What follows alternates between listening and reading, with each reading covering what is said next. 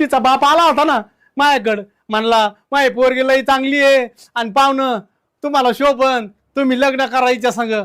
आता केलं लग्न, आता शोभत नाही, आता मी तिचा गडी झालोय आणि ती माझी मालकीन झाली.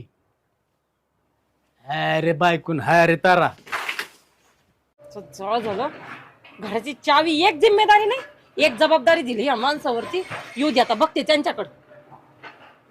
टाका मोठे मोठे पावले टाका.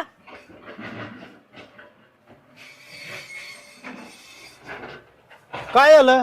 चावी कुठे घराची? चावी खायचं बरं लागतं इथं, लक्षात खायचं. कुठं ठेवली गाड्या मी? हा ना, नसन ना लक्षात. कोपरीच्या खिशात तिथं अडकून ठेवलेली आहे बांबूला.